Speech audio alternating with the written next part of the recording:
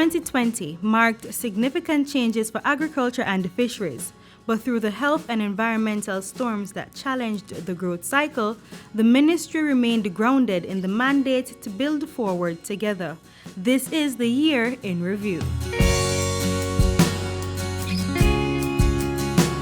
We started off the year in good stead. Agriculture saw a 2% increase in the July to September quarter. More than 300 farmers benefited from the Frosty Pod Rot Management Program, which saw over 841 acres of cocoa being treated in St. Mary alone. Over in Clarendon, land leases were presented to former Monimusk sugar workers along with technical assistance.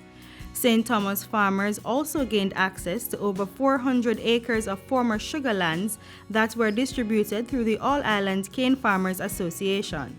And in order to maintain the crop's production, $5 million was provided for strawberry farmers under government's production incentive program. $194 million was budgeted for a drought mitigation program which got underway in May. $40 million was also set aside to help resuscitate catchment areas. We know the drought is coming.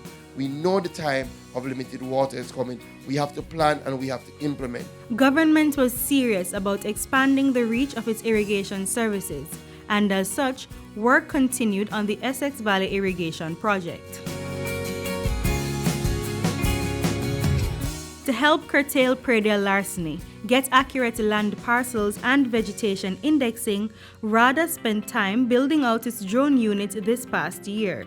Mobile apps were being developed to assist with its agricultural solution initiatives. We have established a drone unit as a result of bilateral cooperation between RADA and the CTA of the Netherlands. 30 district constables were added to help strengthen the predial larceny unit.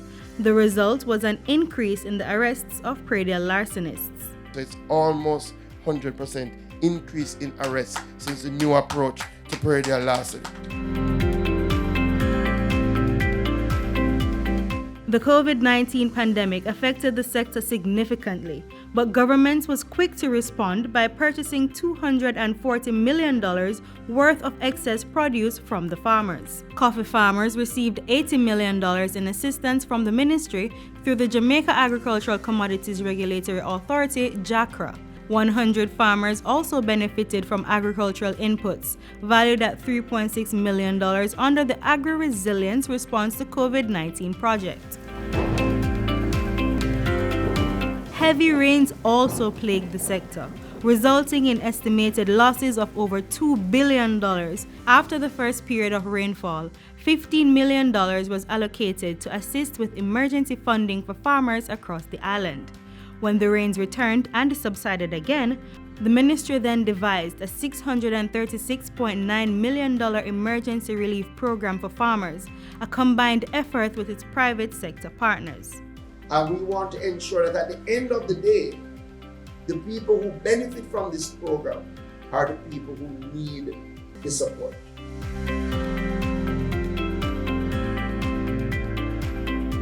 We will provide $500,000 to 20 MPs who have been categorized as urban MPs.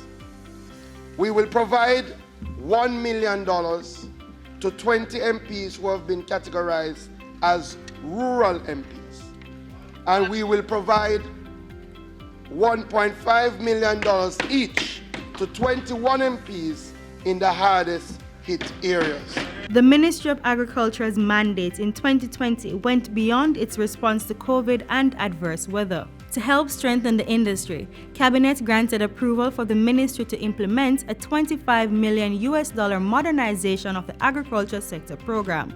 The ministry, Heart NSTA Trust, and the HOPE program signed a MOU to engage 40 young people as agricultural aides to provide support in the field to extension officers of RADA.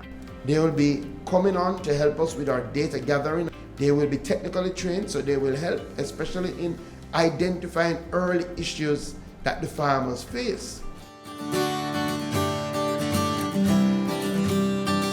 This past year, 40,000 stakeholders in the fisheries sector benefited from a $4.8 million initiative, which was allotted to help enhance climate resilient practices in the sector. What we have to be are equipped with the tools to adequately respond so that our fisheries sector can survive.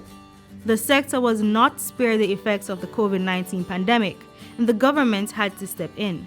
The state pumped $120 million into immediate relief to the sector. $8 million went to 260 fisherfolk in St. Catherine and St. Mary. $67 million was disbursed to 4,740 licensed fishers across 137 fishing communities. And fishers got vouchers valued at $15,000 each to purchase fishing gear and material from participating entities. We want to ensure, Madam Speaker, that we stretch it as far as possible to impact the greatest number of our fisherfolk. Predial larceny prevention efforts were also strengthened in the fisheries sector. Through all the challenges of 2020, the Ministry of Agriculture and Fisheries remained focused on the mission to ensure Jamaica's farmers and fisherfolks can build back stronger together. We are here to provide the ground for you to do well.